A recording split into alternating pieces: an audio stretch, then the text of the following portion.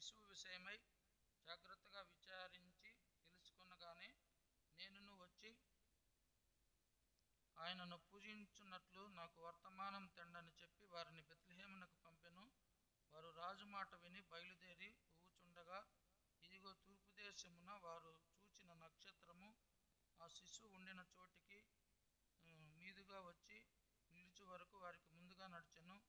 వారు ఆ నక్షత్రమును చూచి అత్యానంద భరితులై ఇంటిలోనికి వచ్చి తల్లి అయిన మరియను ఆ శిశువును చూసి సాగిలపడి ఆయనను పూజించి తమ పెట్టెలు విప్పి బంగారమును సాంబ్రాణిని బోలమును కానుకలుగా ఆయనకు సమర్పించిరి. తరువాత హేరోదు నొద్దకు వెళ్ళవద్దని స్వప్నమందు దేవుని చేత బోధింపబడిన వారై వారు మరి యొక్క మార్గమున తమ దేశమునకు తిరిగి వెళ్ళిరి. దేవుడి మాటలు దీవించునుగాక. ఈ డిసెంబర్ నెలలో మనకు ఎక్కువగా ఒకే ఒక ఆలోచన, ఒకే ఒక ప్రసంగము మన మదిలో మెదులుతూనే ఉంటుంది. ఆ ప్రసంగము క్రిస్మస్ యొక్క ప్రసంగం అని.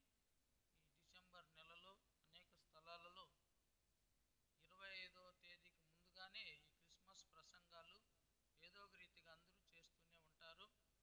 సెమీ క్రిస్మస్ అని, సపోజ్ క్రిస్మస్ అని, క్రిస్మస్ సంబరాలని, గ్రాండ్ క్రిస్మస్ అని, ఇట్లా ఎన్నో ఈ క్రిస్మస్కు సంబంధించిన ప్రసంగాలు చేస్తూనే ఉంటారు. ఈ క్రీస్తు పుట్టిన సందేశము ఎన్నిసార్లు వినాలనే ఆలోచన, వినాలనే ఆశ మన మదిలో రగులుకుంటూనే ఉంటుంది. ఎందుకంటే యేసుక్రీస్తు జన్మించిన ఆ సంతోషం మనకు రక్షణ పొంది బాప్తిసం తీసుకున్న నాడే ప్రారంభమైంది. కాబట్టి ఆనాటి నుంచి మన హృదయంలో మండుచున్న ఈ సంతోషము ఇంకా క్రీస్తు పుట్టెను అనే ఒక డిసెంబర్ 25 పండుగకు సంబంధించిన నెలలో అయితే ఇంకా మన హృదయంలో ఆ సంతోషము మండుతూనే ఉంటుంది. దేవునికి మహిమ కలుగునుగాక. అయితే ఇక్కడ మనము జ్ఞాపకం చేసుకోవాల్సిన మాటలో మనము ఇక్కడ చూసే తూర్పు దేశపు జ్ఞానులను గురించి మనం జ్ఞాపకం చేసుకుందాం. వీళ్ళు తెలిసిపోయింది క్రీస్తు ఎక్కడ పుట్టునని వారిని అడిగాను. 5వ వచనం, అందుకు వారు యూదయ బెత్లెహేములోనే ఏలయనగా, యూదయ దేశపు బెత్లెహేమ, నువ్వు యూదా ప్రధానులలో ఎంత మాత్రమును అల్పమైన దానవు కావు. ఇశ్రాయేలును నా ప్రజలను పరిపాలించే అధిపతి నీలో నుండి వచ్చునని ప్రవక్త ద్వారా వ్రాయబడి ఉన్నదనిరి. వాళ్లకు తెలిసిపోయింది తూర్పు దేశపు జ్ఞానులకు. ఎందుకంటే దేవుని ప్రవచనాలు బెత్లెహేములోనే ఆయన జన్మిస్తాడని తెలిసిపోయారు. కాబట్టి వాళ్ళు దేవుని మాటను నమ్మినారు. ఈ జ్ఞానులు దేవుని మాటను నమ్మినారు, బెత్లెహేములోనే జన్మిస్తాడని. ఎందుకంటే హేరోదు రాజు వారిని ప్రశ్న అడిగితే వారు ఈ గ్రంథం తీసి బెత్లెహేములో జన్మిస్తాడని గ్రంథంలో ఉంది అని చెప్తూ ఉన్నారు. ఎందుకంటే ఇక్కడ జ్ఞానులు అంటే సకల శాస్త్రములలోనూ అభ్యసించిన వారిని జ్ఞానులు అంటారు. అంటే వారికి తెలియనిదంటూ లేదు. సకల శాస్త్రములు కూడా వారు అభ్యసించి ఉంటారు కనుక వారిని జ్ఞానులు అంటారు. ఈ జ్ఞానులు చూసే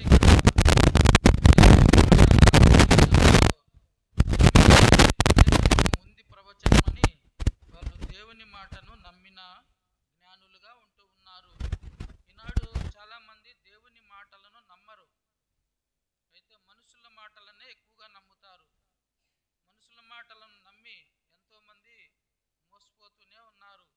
ఎందుకంటే మనుషులు మాట చెప్పినా అందులో సత్యం ఉండకపోవచ్చు. మనుషులు మాట చెప్పినా ఆ మాటను నిలబెట్టుకోలేని పరిస్థితి వారి జీవితంలో ఉండవచ్చు. అందుకే మనుషుల మాటలను అనేక సార్లు మనం నమ్మి మోసపోతూ ఉన్నాం. అయితే తూర్పు దేశపు జ్ఞానులు దేవుని మాటను నమ్మిన జ్ఞానులుగా ఉంటూ ఉన్నారు. దేవునికి మహిమ కలుగునుగాక. మనం కూడా దేవుని మాటను నమ్మండి. ఆయన అంటాడు, నేడు నీవు నా మాట వినిన ఎడల ఎంత మేలు అంటాడు. అంటే దేవుని మాట వింటే మనకు ఎంతో మేలు జరుగుతుందని దేవుని వాక్యము సెలవిస్తా ఉంది. దేవుని బిడ్డలారా, అంతేకాకుండా వీళ్ళు దేవుని మాటను ఆధారం చేసుకొని వీళ్ళు దేవుడు జన్మిస్తున్న స్థలానికి పోవాలని నిర్ణయం చేసుకున్నారు. అయితే అది సాధ్యమయ్యే పనేనా? ఆ కాలంలో ఎంత కష్టం ఉంటుందో, ఎంత బాధ ఉంటుందో. మత్తయి సువార్త 2:1-2 చదవండి.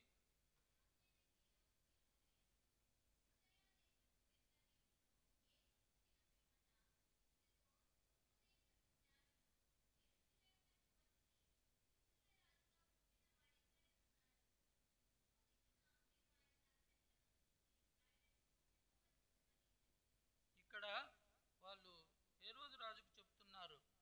ఎందుకంటే దేవుడు ఫలాని స్థలములో జన్మిస్తాడని వాళ్ళకు తెలిసిపోయింది.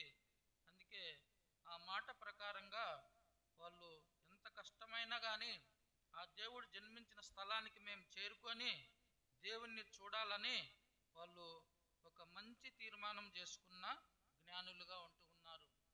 అక్కడ చేరాలంటే ఎంత కష్టమో, ఎందుకంటే వారు ప్రయాణం చేస్తూ వాళ్ళు ఆ స్థలానికి చేరుకోవాల. అది ఎంత కష్టమో, అది ఎంత ఆ, పోరాటంతో కూడిన పరిస్థితి ఉంటుందో మనకే తెలియని పరిస్థితి.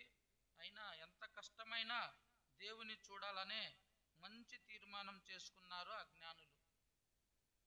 మనం దేవుని తాకి ఎంత కష్టమైనా రావాలి, దేవుని తాకి ఎంత బాధ అయినా మనం రావాలి.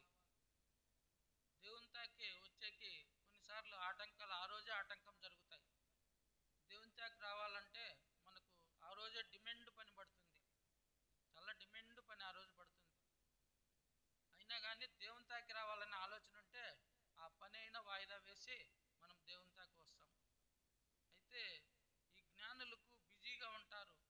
అక్కడ ఆ పర్షియన్ దేశంలో వాళ్ళు ఆ తూర్పు దేశాల్లో ఉంటారు. జ్ఞానులు చాలా బిజీగా ఉంటారు. అయితే వాళ్ళకు లోక సంబంధమైన బిజీ కంటే దేవుని దగ్గరికి చేరుకోవటమే ఉత్తమమైనది అనుకున్నారు. ఎంత కష్టమైనా దేవుణ్ణి చూడాలనే మంచి తీర్మానం చేసుకున్నారు ఈ జ్ఞానులు. దేవుని బిడ్డలారా, మనం దేవుణ్ణి చూడాలనే ఆశ ఉందా? దేవుణ్ణి చూడాలనే ఆశ కలిగిన భక్తుడు జక్కయ్య. జక్కయ్యకు దేవుని చూడాలనే ఆశ కలిగింది. యేసు ఎవరో చూడగోరెను. ఆ యేసును గురించి అందరూ చెప్తున్నారు. ఆ యేసు ఎలాగుంటాడో చూడాలి. నిజంగా మన జీవితంలో ఆ యేసును చూడాలనే ఆలోచన ఉందా? యేసు ఎలాగుంటాడో చూడాలి అని ఆశ కలిగి జక్కయ్య యేసు వస్తున్న స్థలం తెలుసుకున్నాడు. మొట్టమొదట యేసు ఎక్కడికి వస్తాడో తెలుసుకున్నాడు. ఆయన ఎరికో పట్టణానికి వస్తున్నాడని ఆ రోజు తెలిసిపోయింది. అయితే యేసును ఎలాగైనా చూడాలి అనుకున్నాడు. చూడాలంటే జనం ఉంటారు, యేసు ప్రభువుతో పాటు జనం ఉంటారు. తండోపతండాలుగా బహుజనులు ఆయనను వెంబడించుతూ ఉంటారు.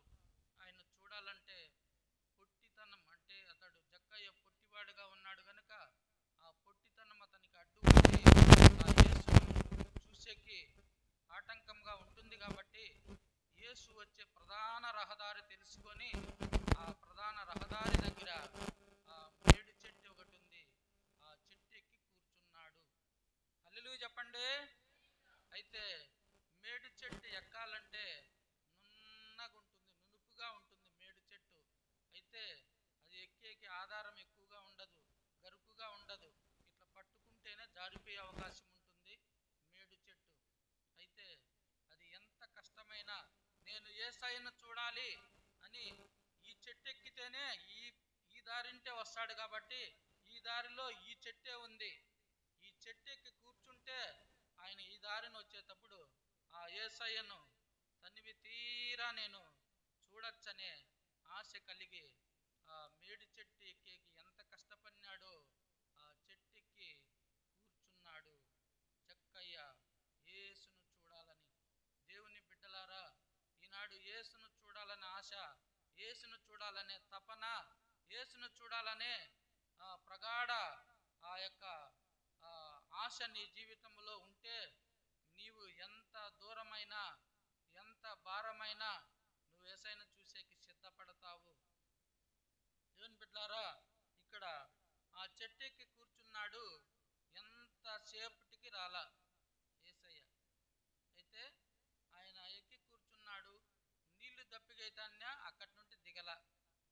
ఆకలి అవుతా ఉన్నా అక్కడి నుండి దిగల. ఒకే ఒక నిశ్చయత, యేసును చూసేంత వరకు ఈ చెట్టు దిగను నేను. ఎంత కష్టమైనా పర్వాలే, ఎంత బాధ అయినా భరిస్తాను, నా యేసయ్యను చూసేంత వరకు ఈ చెట్టు మీదనే నేను ఉంటానని ఒక ఆలోచనతో జక్కయ్య అక్కడ చెట్టు మీద కూర్చున్నాడు. ఎందుకంటే ఆశ అతనిలో యేసును చూడాలనే ఆశ ఉంది. దేవుని బిడ్డలారా, బైబిల్లో ఒక మాట ఉంది, ఆశ కలిగిన ప్రాణమును తృప్తిపరుస్తాను అంటున్నాడు దేవుడు. అంటే నీకు దేవుని కార్యాలు ఏమైనా చేయాలని ఆశ ఉంటే నీ ఆశను దేవుడు తీరుస్తాడు. దేవుని పరిచర్య చేయాలని నీకు ఆశ ఉంటే ఆ పరిచర్య చేయుటకు నీ యొక్క ఆశ దేవుడు తీరుస్తాడు. నేను చిన్నప్పుడు సువార్త టీములో పోతూ ఉంటే ఆ టీంలో నాకు ఒక ఆశ ఉంది, నేను కూడా సేవకునయ్యి అనేకులకు సువార్త చెప్పితే ఎంత బాగుంటుంది కదా అని మనసులో అనుకుంటూ ఉండేవాడను. అప్పుడు డిగ్రీ చదువుతూ ఉంటా కాలేజీలో, అయితే అనుకుంటూ ఉండేవాడను, ఎందుకంటే ఎప్పుడూ ఈ సువార్త చెప్పుకుంటానే పోతే మేలు కదా, ఎప్పుడూ ఈ సేవ చేసుకుంటానే పోతే మేలు కదా అని అనుకుండేవాడను. అయితే అప్పుడు చదువుతూ ఉంటే చదువు యొక్క ఉద్దేశం వేరు, ఎందుకంటే ఏదో ఒక ఉద్యోగం సంపాదించుకొని, నిరుపేద కుటుంబం కాబట్టి కుటుంబాన్ని పోషించుకోవాలనే ఉద్దేశంతో చదువుతూ ఉన్నా. అయితే ఆ యొక్క సువార్త సేవలో పోయేటప్పుడు ఆ ఆనందము, ఆ సంతోషము చూసి నాకు ఆశ కలిగింది, నేను కూడా సేవ చేస్తే మేలు కదా, దేవుని సేవనే ఆశ కలిగింది. దేవుని బిడ్డలారా, ఆశ కలిగిన ప్రాణాన్ని తృప్తిపరిచే దేవుడు ఆయన సేవకుడయ్యే భాగ్యాన్ని కలుగజేసి ఈరోజు ఆయన సేవ జీవితాంతం ఆయన సేవ చేసే గొప్ప సద్భాగ్యాన్ని దేవుడు కలుగజేశాడు. ఇప్పుడే మేడం గారు పాట పాడారు, ఆ పాట నాకు చాలా ఇష్టం. మధురమైన సేవ యేసు ప్రభువు సేవ అనే ఆ పాట చాలా ఇష్టం. ఆ పాట మేడం గారు పాడారు. ఎందుకంటే మధుర సేవ యేసు ప్రభువు సేవ. దేవుని బిడ్డలారా, ఆ సేవ భాగ్యం ఈనాడు మనందరికీ లభించింది. మీరు మందిరంలో చిన్న పుల్ల తీసి అక్కడ పెట్టినా అది యేసుప్రభు సేవే, మందిరంలో వంటలు చేసినా యేసుప్రభు సేవే, మందిరం శుభ్రం చేసినా యేసుప్రభు సేవే, మందిరానికి నువ్వేమైనా కానుక రూపంలో వివిధ రూపాల్లో సమర్పించుకుంటూ ఉన్నా అది కూడా దేవుని సేవే, నీవు సువార్త చెప్పుచూ ఉన్నా అది కూడా దేవుని సేవే. దేవుడు సేవ చేయుటకు ఎన్నో రకాలు ఉన్నాయి. ఆ రకాల్లో నీకు ఏ రకాన్ని దేవుడు ఇచ్చినాడో ఆ రకములో నువ్వు సేవ చేసి దేవుని దగ్గర ప్రతిఫలం పొందుకోవాలనేదే దేవుని ఉద్దేశం. దేవుని బిడ్డలారా, ఈ యొక్క జ్ఞానులు ఎంత కష్టమైన దేవుని చూడాలనే మంచి తీర్మానంతో వాళ్ళు బయలుదేరినారు. వాళ్లకు దారి చూపించేకి ఆకాశంలో ఒక గుర్తు వాళ్లకు దేవుడు బయలుపరిచినాడు. ఆ గుర్తు మనం చదువుకున్నాము. ఇక్కడ యూదుల రాజుగా పుట్టిన వాడు ఎక్కడ ఉన్నాడు, తూర్పు దిక్కున మేము ఆయన నక్షత్రమును చూచి ఆయనను పూజింపవచ్చితమని చెప్పిరి. దేవుని బిడ్డలారా, ఇక్కడ చూస్తే నక్షత్రమును మాదిరిగా పెట్టుకున్నారు వాళ్ళు. ఆ నక్షత్రము ఎక్కడ ఉంటే అక్కడే దేవుడు ఉంటాడు అని నక్షత్రంను మాదిరిగా పెట్టుకొని జ్ఞానులు అక్కడ ప్రయాణం చేశారు. మనకు దేవుణ్ణి చూపించేకి మనకు ఒక గుర్తుంటుంది. నక్షత్రము వాళ్ళకు దేవుణ్ణి చూపిస్తూ ఉంది. మనము దేవుణ్ణి చూడాలా అంటే మనకు దేవుడు సంఘం ఇచ్చినాడు. సంఘం ద్వారానే నువ్వు దేవుణ్ణి చూసే అవకాశం ఉంది. ఎందుకంటే సంఘములో దేవుని గురించి అనేక విషయాలు మీకు తెలియజేస్తూ ఉంటారు.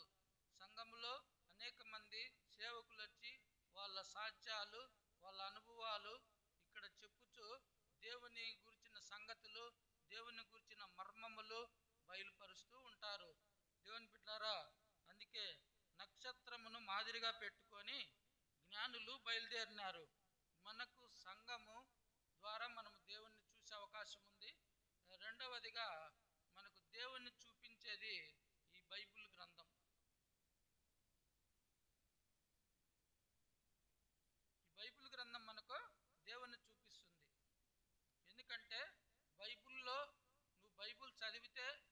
ఎలాంటి వాడో అర్థమవుతుంది. బైబిల్ చదివితే దేవుని మార్గాలు ఏంటో నీకు తెలిసిపోతాయి. ఈ బైబిల్ చదివితే దేవుని చిత్తం ఏదో నీకు తెలిసిపోతుంది. ఈ బైబిల్ చదివితే మనమేందో మనకు దేవుడు చూపిస్తాడు, మన మార్గం ఎలాగ ప్రయాణం చేయాలో దేవుడు చూపిస్తాడు. ఈ బైబిల్ను చదివిన వాళ్లకు దేవుడు ఉంటున్న స్థలానికి తీసుకొని పోతుంది ఈ బైబిల్ పరిశుద్ధ లేఖనములు. ఈ బైబిల్లో ఉండేటివన్నీ పరిశుద్ధ లేఖనములు. 44 మంది ప్రవక్తలు వ్రాసిన గ్రంథం. అయితే 44 మంది ఒకే కాలంలో వ్రాయలేదు, ఆయా కాలాలలో వ్రాశారు. ఇది 66 పుస్తకములు ఉన్నాయి. 44 మంది వ్రాశారు, అయితే ఆయా కాలాలలో వ్రాశారు. ఒకరు వ్రాసిన కాలము ఇంకొక కాలం కాదు. అయితే ఈ బైబిల్ను ఒక్కరే వ్రాసినట్లుగా ఉంది. వ్రాసిండేది 44 మంది ప్రవక్తలైన వ్రాయించిండే దేవుడు ఒక్కడే. అందరి మధ్యలో ఒకే తలంపిచ్చి ఆయన వ్రాయించాడు. ధర్మశాస్త్ర గ్రంథాలు వ్రాసిండేది ఒకరైతే, యోబు గ్రంథం వ్రాసిండేది ఒకరైతే, కీర్తనలు వ్రాసిండేది కొద్దిమంది అయితే, సామెతలు వ్రాసిండేది కొద్దిమంది అయితే, ఇర్మియా వ్రాసిండేది కొద్దిమంది అయితే, ఈ విధంగా అనేక రకాలుగా వ్రాసిన ఆది కాండం నుంచి ప్రకటన గ్రంథం వరకు లింక్ ఉంది. ఒకే కనెక్షన్ ఉంది అంతా.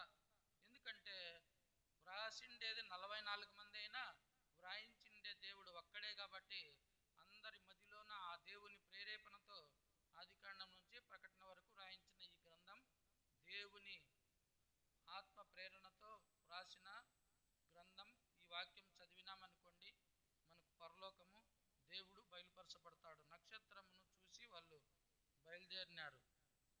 అంతేకాకుండా వాళ్ళు సొంతంగా దేవుని చూడాలని పోలా, స్వబుద్ధిని ఆధారం చేసుకోవాలా. నక్షత్రమును చూసే బయలుదేరినారు, సొంతంగా దేవుణ్ణి చూడాలని పోలా. ఈనాడు దేవుడు ఎలాంటి వాడు అనేది అర్థం కాకుండా రకరకాలుగా భక్తి చేస్తున్నారు. ఆ దేవునికి లక్షణాలు ఉన్నాయా దేవుడని అర్థం కూడా కాకుండా రకరకాలుగా భక్తి చేస్తూ మూర్ఖముగా ప్రవర్తిస్తూ గుడ్డి మార్గమున పోతున్నారు నేటి దినాలలో మానవులు. వాళ్ళు పూజ చేస్తున్న ఆ దేవుని గురించి చరిత్ర కూడా వాళ్ళకి తెలియదు. ఎక్కడైనా మనం ఒక దేవుని గురించి మనం ఆరాధించినా, దేవుని గురించి మనం పూజించినా ఆ దేవుని చరిత్ర తెలుసుకోవాలి. మొట్టమొదట ఆ దేవుడు ఎలాంటి వాడు, అతనికి ఎలాంటి లక్షణాలు ఉన్నాయి, నిజానికి ఆయన దేవుడేనా, ఆ దేవునికి ఉన్న గుణాలు ఆయనకున్నాయా అని, అతడు ఆరాధికుడేనా, అతనిలో పరిశుద్ధత ఉందా, ఆ దైవత్వానికి సంబంధించిన దేవుడా కాదా అని తెలుసుకొని ఆ దేవుణ్ణి నమ్ముకుంటే వాళ్ళు ధన్యులుగా ఉంటారు. కానీ ఆ దేవుని యొక్క చరిత్ర తెలుసుకోకుండా, ఆ దేవుడో కాదో కూడా తెలియకుండా వాళ్ళు నమ్మినారు కాబట్టి మేము నమ్ముతాం అనే భావనతో పోయి ఈనాడు చాలామంది మార్గము తప్పి తిరుగుతున్న చుక్కలలాగా ఉండారు. అయితే ఈ జ్ఞానులు నక్షత్రము, అది దేవుని యొక్క నక్షత్రం, ఆ నక్షత్రం ఉంటున్న స్థలంలోనే దేవుడు జన్మిస్తాడని వారు మాదిరిగా నక్షత్రాన్ని పెట్టుకొని బయలుదేరినారు. వాళ్ళు స్వబుద్ధిని ఆధారం చేసుకోలేదు. సామెతలు 3:1-2 చదవండి.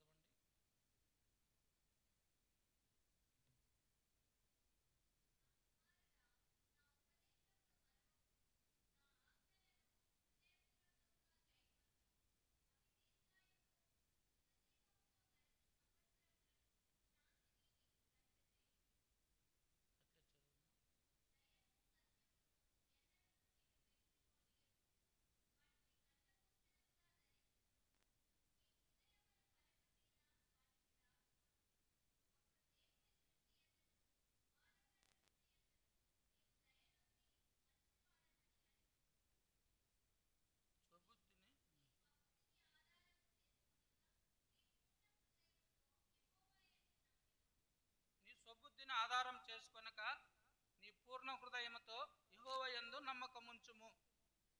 మనం స్వబుద్ధిని ఆధారం చేసుకోవద్దండి దయచేసి. సొంత బుద్ధిని ఆధారం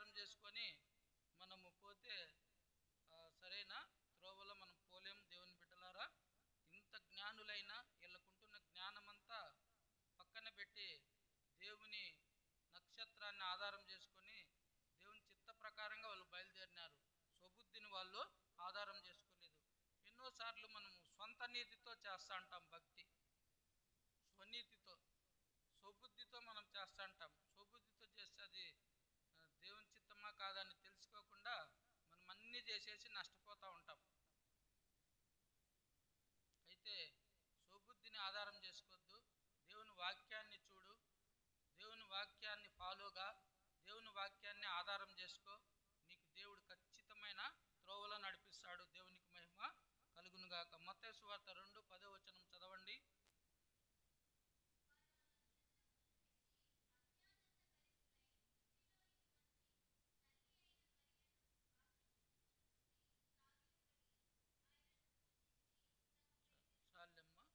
చాలమ్మ. శిశువును చూసి సాగిలపడిరి. వాళ్ళు ఏం చేసినారు? సాగిలపడినారు. అంత పెద్ద వ్యక్తులు దేవుడు, ఆ శిశువే దేవుడు అని చెప్పి సాగిలపడినారు. అంటే ఎంతగా వాళ్ళు దేవుని దగ్గర వినయం చూపిస్తూ ఉండారు, ఎంతగా దేవుని దగ్గర భక్తిభావం చూపిస్తూ ఉండారు. వాళ్ళు సాగిలపడినారు. దేవుని దగ్గర అంటే తగ్గింపు స్వభావం గలవారు. దేవుని దగ్గర మనం ఎప్పుడు తగ్గించుకుంటూ ఉండాల. దేవుని దగ్గర ఎంత తగ్గించుకుంటామో అంతగా దేవుడు మనల్ని హెచ్చించుతాడు. దేవుని దగ్గర మనం ఎవరు పెద్దలం కాదు. దేవుని దగ్గర ఎవరు మనం గొప్ప కాదు. అందరము పరిచర్య చేసే వాళ్ళమే. ఎవరు గొప్ప వాళ్ళు ఇక్కడ లేరు. అందరూ పరిచర్య చేసే వాళ్ళమే. ఆయన పరిచారకులమే మనమంతా. అయితే ఆ జ్ఞానులే ఆయన దగ్గర సాగిలపడినారు.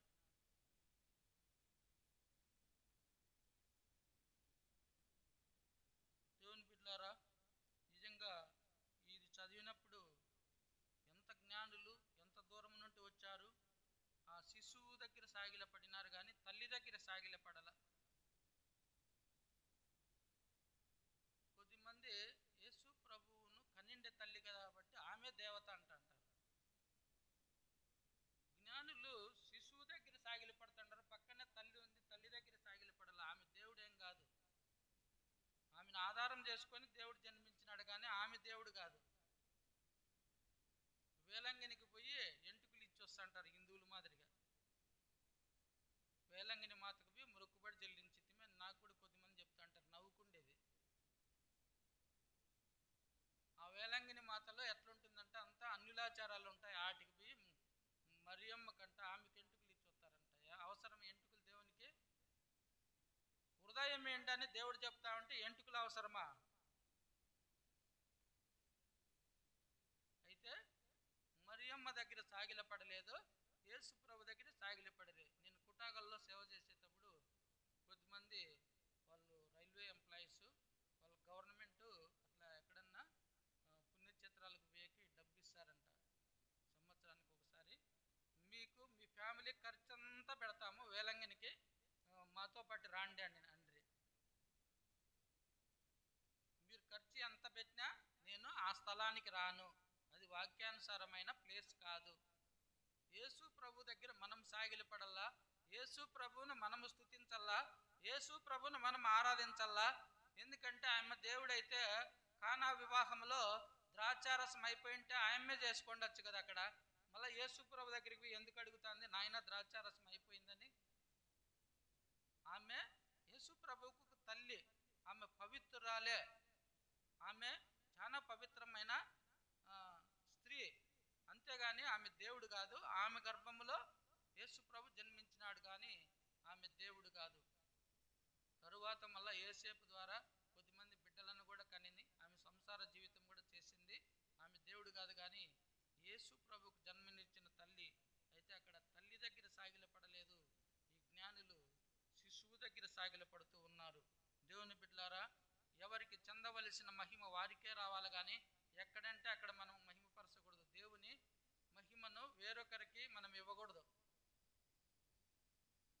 నా మహిమను నేను వేరొకరికి ఇచ్చువాడను కాదని దేవుడే అంటాడు. ఆయన మహిమ వేరొకరికి ఇవ్వకూడదు. ఇంకా ఆయన ఏమంటాడు, నేను తప్ప వేరొక దేవుడు మీకు ఉండకూడదు అంటాడు. ఎందుకు ఆ మాట అంటే ఆయనకే చెందాల మహిమ, ఆయనకే రావాల ఘనత, ఆయనకే. ఆ మహిమ ఎవ్వరికీ ఇవ్వకూడదు. అయితే ఆయన చేస్తూ ఉంటే మనము వాడబడతా ఉండాం.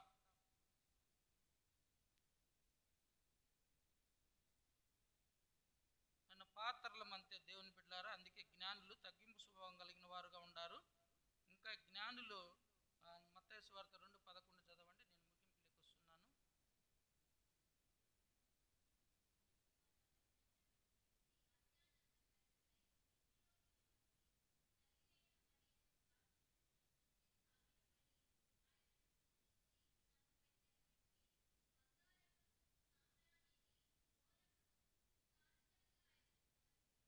వీరు ఏం చేసినారంటే జ్ఞానులు వారిని పూజించిరి. వాళ్ళు ఏం చేసినారు? పూజించిరి అని ఉంది. పూజించిరి అనేది మనము ఏమి అర్థం చేసుకోవాలంటే ఆరాధించే మనసు, ఆరాధించుటకు సూచనగా ఉంటుంది. పూజించిరి అంట ఆరాధించిరి అని అర్థం. మనము ఆరాధన చాలా ముఖ్యమైనది. ఆదివారం అంటానే ఆరాధన. దేవుణ్ణి ఆరాధించే దినం ఆదివారం. నువ్వు ఎక్కడ కూడా వేరే పనులకు పోకూడదు. దేవుణ్ణి ఆరాధించే స్థలానికే రావాలి నువ్వు. ఆదివారం ఆదివారం బయట ఎక్కడన్నా ఉంటే నీకు సాతాను ఎర్ర వేస్తుంది. ఇంక సాతాను చేతికి దొరికినట్లే.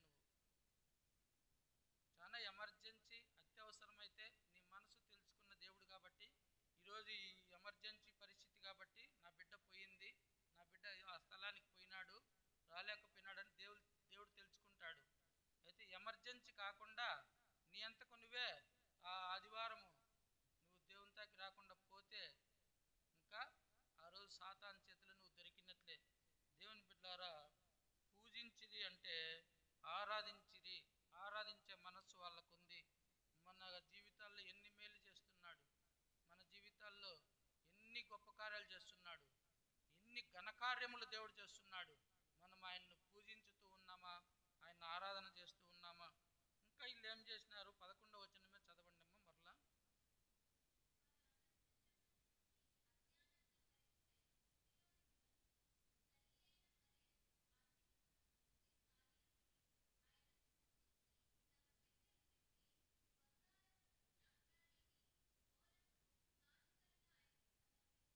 ఇక్కడ విలువైన కానుకలు ఇచ్చినారాడ. అంటే కానుకలు ఇచ్చినారంటే దేవుణ్ణి గణపరిచే స్వభావం గలవారు. దేవునికి నువ్వు కానుకిచ్చుట అంటే దేవునికి లేక కాదు, దేవుడు నీకు ఇచ్చిన దాంట్లో నువ్వు ఇస్తాండవు. అంటే నువ్వు దేవుని కానుకిస్తే దేవుణ్ణి గణపరిచినట్లే, ఇవ్వకుండా ఉంటే దేవుణ్ణి హీనపరిచినట్లే. నువ్వు కానుకిచ్చుట ద్వారానే ఇవన్నీ జరుగుతాయి. నువ్వు కానుకిచ్చుట ద్వారానే ఈ కార్యాలన్నీ జరుగుతాయి.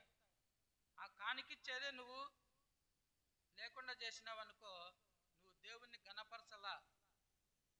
దేవుణ్ణి గణపరచకుండా నువ్వు దేవుణ్ణి తగ్గిస్తూ ఉండవు.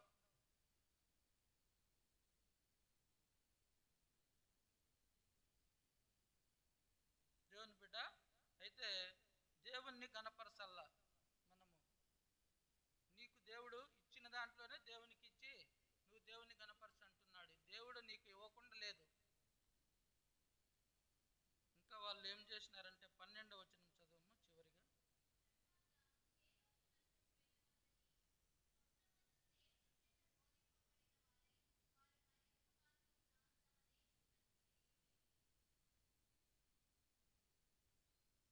ఇక్కడ చూస్తే వాళ్ళు వచ్చిన మార్గమున పోలా, ఇంకొక మార్గమున పోతున్నారు. చూడండి, జ్ఞానులు బోధించబడిన వారు యేసు ప్రభు దగ్గరికి వచ్చినాక మళ్ళా హేరోదు మార్గంలో పోయేకి ఇష్టపడలా. ఆ మార్గము తప్పిపోయి ఆ మార్గంలోకి వినారు పొరపాటున. అయితే వారు ఇంకొక మార్గంలో వెళ్ళిపోతున్నారంటే ఇక్కడ దేవునికి విధేయత చూపుతున్నారు.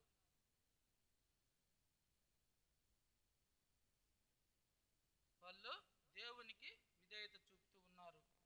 ఈ యొక్క తూర్పు దేశపు జ్ఞానుల గురించి క్రిస్మస్ పండుగలో వారిని గురించి చెప్పకుండా ఏ సందేశము ఉండనే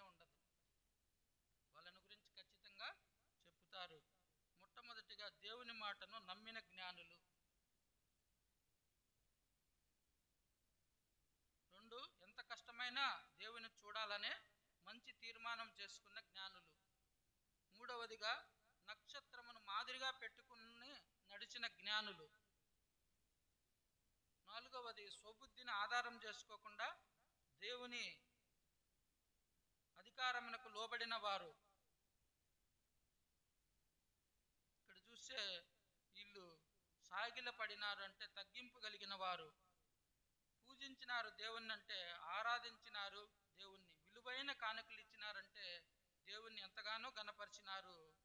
దేవుణ్ణి చూసిన తర్వాత హేరోదు మార్గంలో పోకుండా మరి ఒక మార్గంలో పోయినారంటే దేవునికి విధేయత చూపిన వారుగా వాళ్ళు ఉంటున్నారు. ఆ తూర్పు దేశపు జ్ఞానులు చాలా దేవుని దృష్టిలో వాళ్ళు గొప్పవారుగా ఉన్నారు. వారిని మనం అనుసరించి